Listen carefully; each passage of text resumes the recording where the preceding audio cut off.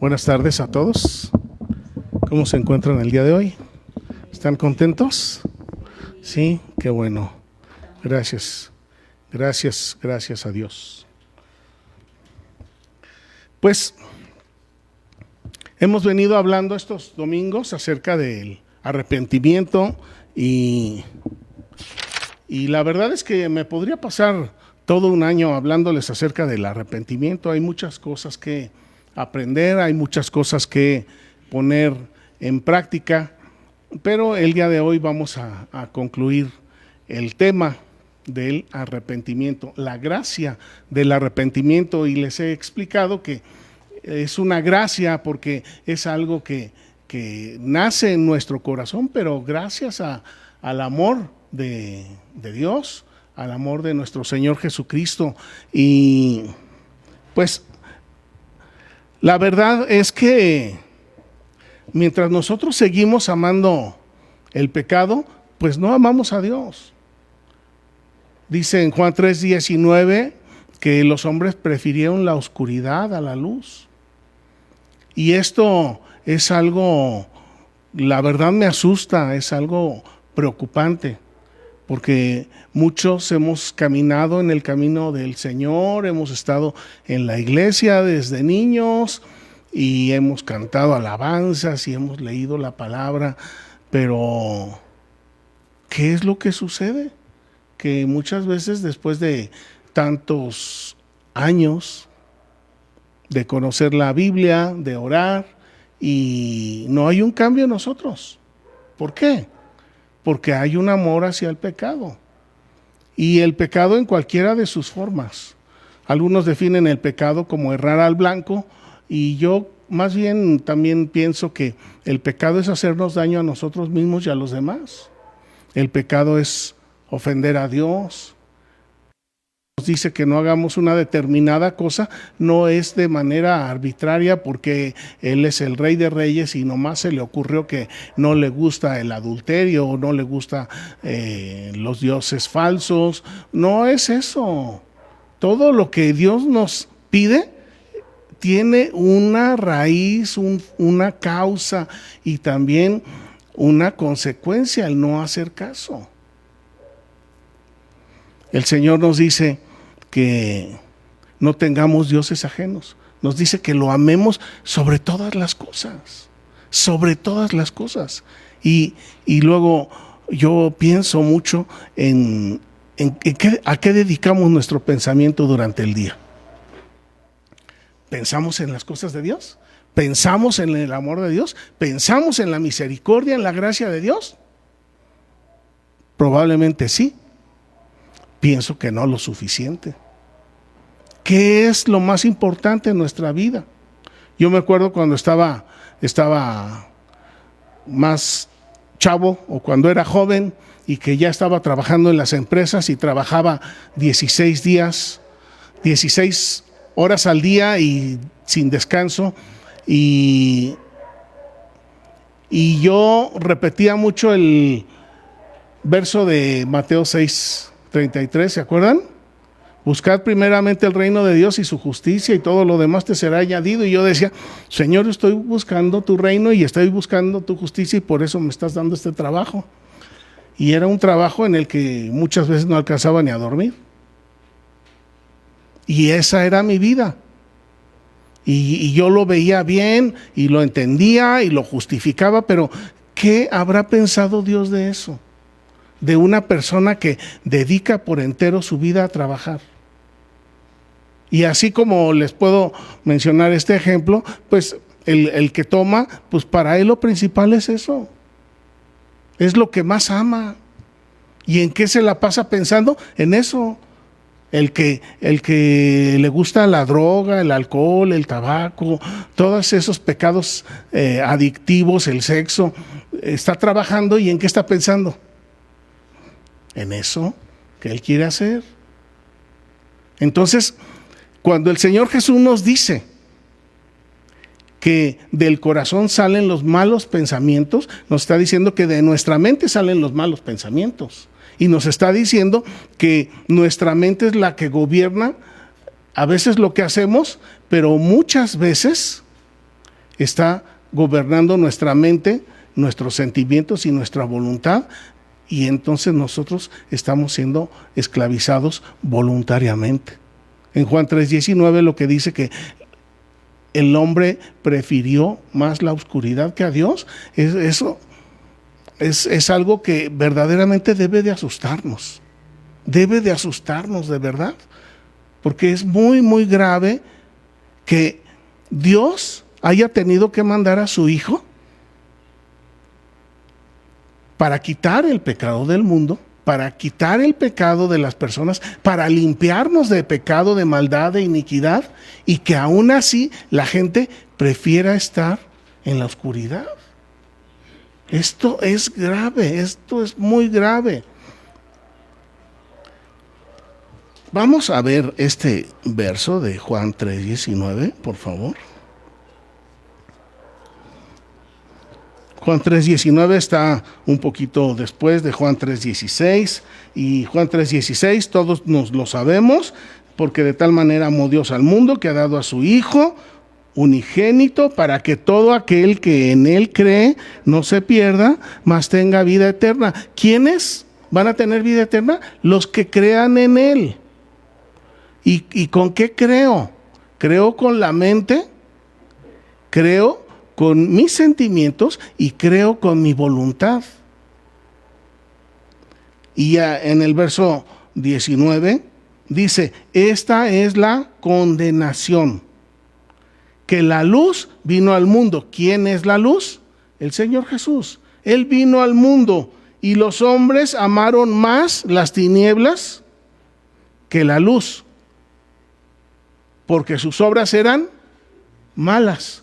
Y hace rato el pastor Hans nos explicaba, el pecado no se cuenta como pecado en el momento de la ejecución.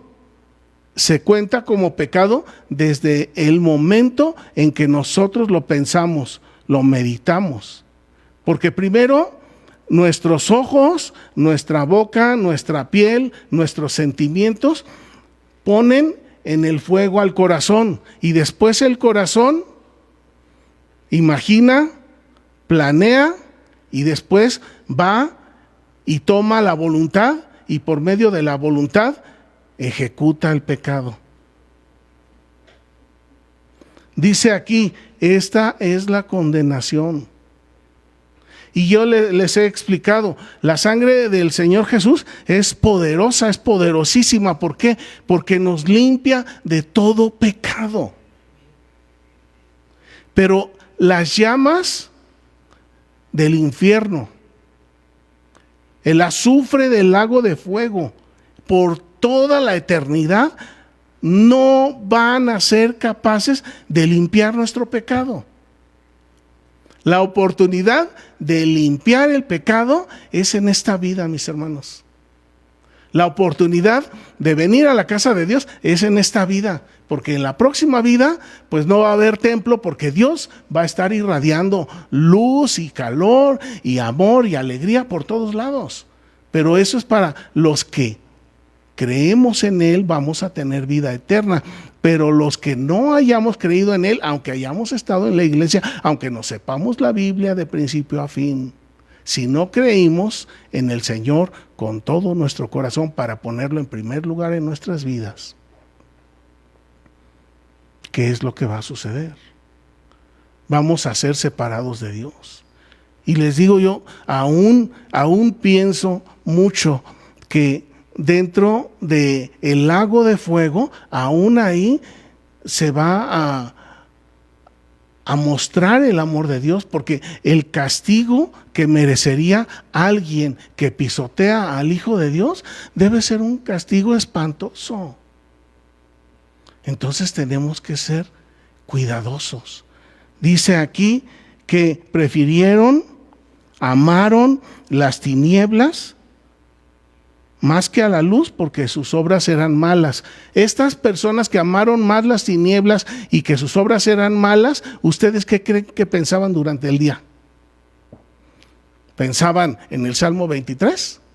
No creo. ¿Pensaban en lo duro que fue para el Señor Jesús estar clavado en la cruz mirando nuestro rostro? No, ni siquiera se acordaban de eso. Pasan días, semanas y meses y ni siquiera pasa un pensamiento de Dios por la mente. Y este es el tiempo, esta es la oportunidad. Y la verdad es que es sencillo. Por eso es que hemos venido hablando acerca del arrepentimiento. Sin arrepentimiento no hay salvación. Sin arrepentimiento no hay salvación. Sin arrepentimiento no hay salvación. Si nosotros no nos acercamos a la palabra, si nosotros no nos acercamos a Dios en oración, si nosotros no hacemos a un lado nuestras ideas, nuestros pensamientos y damos el lugar a las ideas y a las palabras de Dios, el arrepentimiento no va a nacer en nuestro corazón. Y si no hay arrepentimiento, no hay salvación. Y el arrepentimiento duele.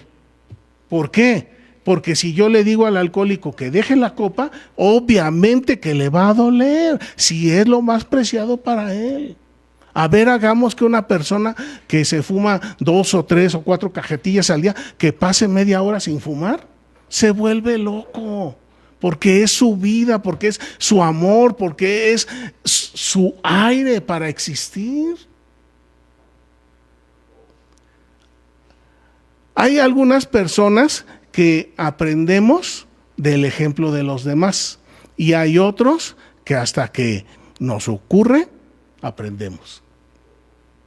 Por ahí hay un refrán que dice, nadie experimenta en cabeza ajena. Entonces, sabemos que el pecado es malo, es lo peor que nos pudo haber pasado. Pero muchas veces, aunque sabemos que el pecado es malo, decimos, yo puedo controlarlo, yo puedo manejarlo, yo puedo cuidarme, yo no necesito eso que está diciendo el pastor. Muchas veces así lo pensamos. Pero la verdad, pues es que el pecado primero nos lleva a los desórdenes de nuestro espíritu y después nos lleva a los desórdenes físicos y luego nos lleva a la ansiedad y nos lleva a la enfermedad y luego después nos lleva a la muerte. Y el pecado siempre termina en tragedia y en muerte, pero no queremos entender. Pero no hay otra manera, no hay otro camino. Alguien puede decir, no, pues yo dejo la copa a la hora que a mí se me antoje. Pues sí, lo malo es que nunca se le antoja. O el que anda en adulterio dice, pues yo en cuanto yo diga ya lo hice y lo dejo y me olvido de todo. Pero no es cierto. Porque nosotros nos convertimos en esclavos de quien amamos, de lo que amamos. Nos quejamos mucho de nuestros hermanos de la iglesia mayoritaria aquí en México, que tienen sus estatuas y tienen sus imágenes y tienen cosas para adorar. Pero no nos damos cuenta de que nosotros, que pensamos, creemos, sentimos, soñamos que somos hijos de Dios, tenemos cosas que también adoramos más que a Dios. El trabajo.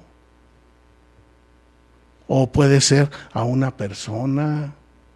¿En dónde están nuestros pensamientos? Porque donde están nuestros pensamientos, ahí es donde está nuestro tesoro, ahí está nuestro corazón, en donde están nuestros pensamientos. En eso que pensamos, eso es lo que Dios quiere que le entreguemos.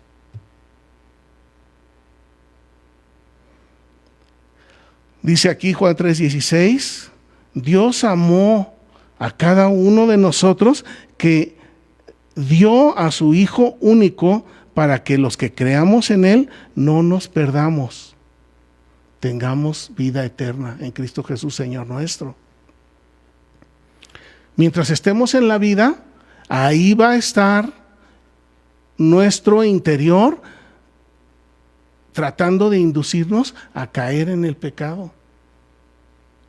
Ahí va a estar constantemente hasta el último día, y si no es de una manera, es de otra y de otra y de otra. Y muchas veces les he dicho, bien lo dijo Pablo, no reine el pecado en nuestro cuerpo mortal. Entonces, ¿qué es lo que tengo que hacer? Matar de hambre al pecado. Eso es lo que el Señor nos pide. El Señor no nos pide que nos arranquemos los ojos o que nos cosamos la boca. El Señor lo que pide es que pongamos un guardián en todo nuestro ser para que no lo ofendamos. Y a la hora que nosotros entendemos que lo que hacemos ofende al Señor y que entonces no querríamos ofenderlo, en ese momento la luz está llegando a nuestro corazón. Puedo hablar de la alimentación. ¿Por qué? Porque la alimentación es una necesidad y que Dios nos da la satisfacción del alimento. Pero hay veces que comemos y comemos y comemos y comemos y no nos hartamos, no nos satisfacemos. ¿Por qué? Porque nos hace falta la satisfacción de Dios. Y al que toma, el que fuma, el que adultera, el que anda en las drogas, pues ¿qué es lo que están haciendo y qué es lo que estamos haciendo? Estamos tratando de llenar un lugar en nuestro corazón que solamente alguien lo puede llenar. Y es nuestro dueño, nuestro Salvador, es Jesucristo. Él es el único que puede llenar ese hueco en nuestro corazón. El que anda con muchas mujeres, ¿por qué anda con muchas mujeres? Porque está tratando de satisfacer una necesidad de amor. Pero buscamos satisfacer nuestras necesidades en donde nunca las vamos a satisfacer. Es como el hombre que está náufrago a mitad del océano y que está tomando agua salada para tratar de apagar la sed. Eso no va a suceder nunca jamás. La semana pasada les decía, ¿cómo está ese asunto de la víbora? La serpiente pues tiene sus colmillos y cuando se nos aproxima la serpiente, por un lado nos pica, nos encaja los colmillos y por el otro lado nos inyecta el veneno. Y es un solo ser que en su naturaleza, en su interior, lleva las dos cosas. Tanto lleva el piquete como lleva el veneno. Imagínense una víbora que picara y no inyectara veneno. Está difícil. Imagínense un alacrán, un escorpión que picara, pero que no inyectara el veneno. Eso es lo que Dios quería, quiere y espera que nosotros hagamos. Pero el Señor Jesús es el que nos da el poder para ser y para hacer de esa manera. Y esto, si no logramos entenderlo, el pecado va a terminar destruyéndonos. Qué grave, qué duro, qué difícil. Esto que dice el Señor Jesús, si piensas en cometer el pecado, ya pecaste. Y luego dice, y esto te hace acreedor al infierno. Qué difícil, qué duro. Y cuando hablamos la primera semana acerca de esto, yo les decía que un predicador muy importante, muy conocido, muy famoso, les dice, ni se preocupen, eso que está ahí en el Sermón del Monte es una utopía, es un sueño que nunca se va a realizar. Ustedes no se preocupen, el Señor Jesús sabía que nunca vamos a poder cumplir con el Sermón del Monte. Ustedes vivan su vida. ¿Qué está haciendo? Los está mandando, pero derechito al infierno. Y es un predicador importante, conocido, que sería muy difícil, nada más por su nombre, poner en cuestionamiento su manera de ver las cosas y de abordar las palabras del Señor Jesús. Pero la verdad, el maestro, el gran maestro, la fuente de la sabiduría y del conocimiento y del amor, no se equivoca. Dice él, no se engañen, Dios no puede ser burlado. Si Él dice que el pensar en el pecado nos va a conducir al infierno, ¿qué creen? Pues es la verdad. Pero la oportunidad la tenemos aquí. y ahora. Para arrepentirnos necesitamos primero reconocer que hemos hecho el mal. Necesitamos darnos cuenta, sentir, no solamente con nuestra mente, sino también con nuestros sentimientos, que lo que hemos hecho no agrada a Dios, que nos hemos brincado las trancas de Dios, que hemos agarrado las palabras de Dios, las hemos pisoteado. Y cuando nosotros nos damos cuenta de eso es cuando podemos acercarnos en confesión, y platicamos también acerca de el caso de Judas, que Judas sí reconoció que había hecho mal y lo sintió en su carne, y fue y se confesó, pero se confesó con quien no debía de confesarse, hizo restitución donde no debía de hacerlo, y en lugar de ir a pararse delante del Señor Jesús, en lugar de ir a hincarse y pedirle perdón al Señor Jesús, por no creer en la promesa de la salvación del Señor Jesús, fue y se ahorcó. Y todos los que se suicidan, por lo mismo se suicidan, porque no creen en las palabras de salvación de nuestro Señor Jesucristo. Si nosotros fuéramos como Judas, reconoceríamos que hicimos mal, sentiríamos, veríamos la enormidad del mal que hicimos. Nos confesaríamos. ¿Con quién? Pues a lo mejor con algún amigo, pero lo mejor sería confesarnos delante del Señor Jesús. Y después de eso, yo me acuerdo cuando era niño y mis papás nos regañaban. Usted también se ha de acordar, hermana, también la hermana Rosita se ha de acordar, cuando mis papás me regañaban y yo trataba de levantar la vista, inmediatamente me caía un golpe. ¿Por qué? Porque nos decían, avergonzado deberías de estar de lo que hiciste. Y una forma de, ante los padres, de mostrar vergüenza era agachar la mirada.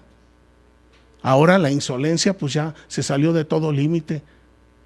Le llama la atención al hijo y el hijo casi se le viene a uno a los golpes. Pero si nosotros tenemos respeto y temor de Dios, avergonzados vamos a estar del pecado que cometimos. Pero lo más hermoso y lo más maravilloso es empezar a odiar el pecado. Eso sería lo mejor que le puede pasar a un hijo de Dios. Y este verso también lo revisamos, está aquí en Romanos en el capítulo 7.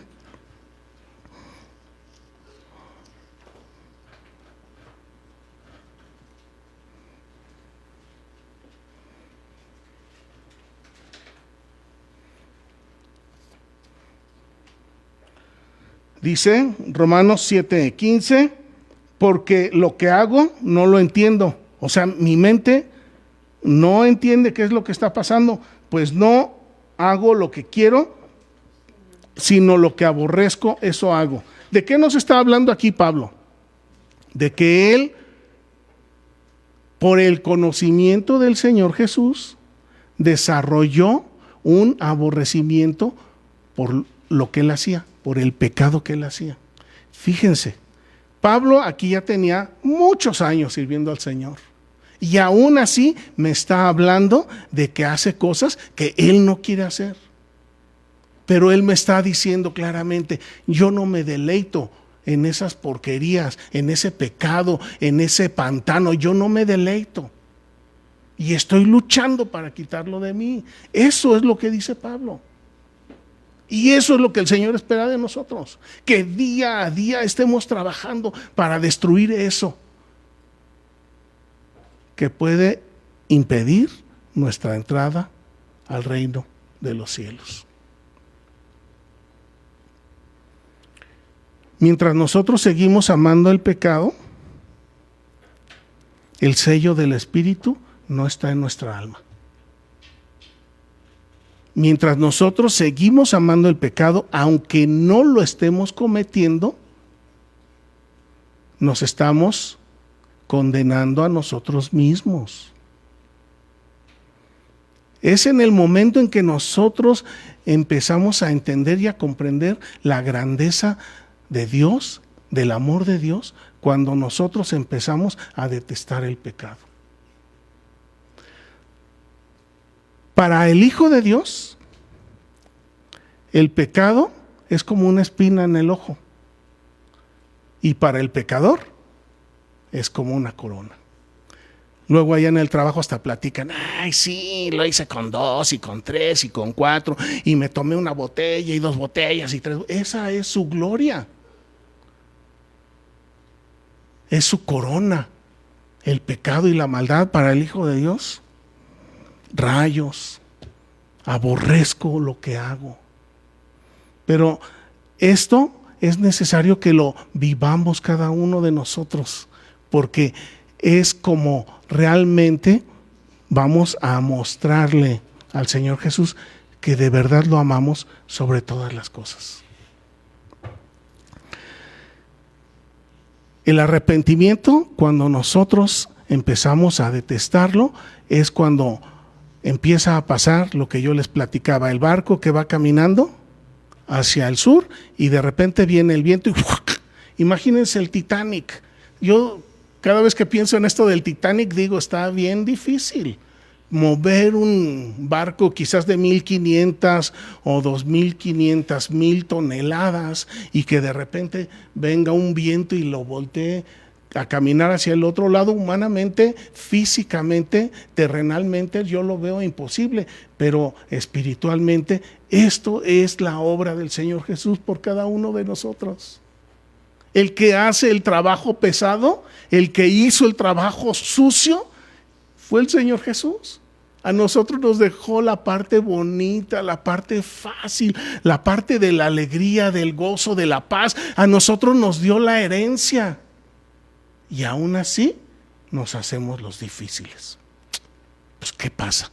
No puede ser, no puede ser. Miren, para terminar vamos a 1 de Corintios, en el capítulo 11. La semana pasada también les explicaba, miren, esto del arrepentimiento es una forma de vivir. Es una autoevaluación que necesitamos hacer todos los días, todas las noches antes de dormirnos, todas las mañanas antes de levantarnos, porque cuando nos levantamos no sabemos si vamos a llegar a la noche. Y cuando nos vamos a dormir no sabemos si vamos a despertar. Entonces tiene que ser continuo el espíritu de arrepentimiento obrando y trabajando en nosotros. Si nosotros cada día venimos delante del Padre y platicamos con Él y le decimos cómo nos fue en el día y también le decimos lo que hicimos bien y lo que hicimos mal y le pedimos perdón, entonces en nuestro corazón va a haber alegría y va a haber gozo y va a haber paz. Paz con Dios, paz con los que estamos alrededor, y entonces vamos a tener una vida feliz, una vida bendecida en Cristo Jesús, Señor nuestro. Y yo les explicaba, a Job fue el enemigo y lo acusó delante de Dios. Y bien tonto el enemigo, ¿verdad? Porque le dice, pues sí, pues es que como le diste bienes, pues por eso te ama, y entonces quítale los bienes. Y, sí, pero pues no le has tocado su cuerpo, pues quítale la salud y vas a ver que va a renegar de ti.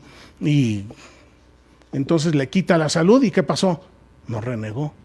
Y luego, fíjense, le quitó a todos sus hijos después, también, pero no le quitó a la esposa, y la esposa no se la dejó para ayudarlo, sino para tratar de hundirlo también.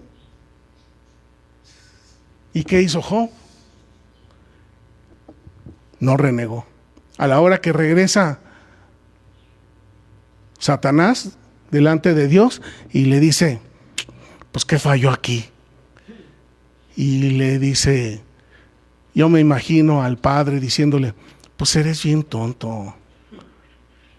Diciéndole a Satanás, eres bien tonto. Le quitaste los bienes, ¿qué tuvo que hacer Job? Acercarse a mí. Le quitaste a sus hijos, ¿qué tuvo que hacer? Acercarse a mí. Le quitaste sus bienes y ¿qué tuvo que hacer Job? Acercarse a mí, porque era un hombre íntegro. Todas las cosas que nos pasan en la vida, ¿saben para qué es? Para acercarnos a Dios. Eso sí, si nosotros no le decimos a Dios lo que hicimos en el día, les aseguro que Satanás está ahí diciéndole. Vamos a ver aquí 1 Corintios 11, verso 27. Dice así la palabra del Señor: de manera que cualquiera que comiera este pan o bebiera esta copa del Señor indignamente será culpado del cuerpo y de la sangre del Señor Jesús.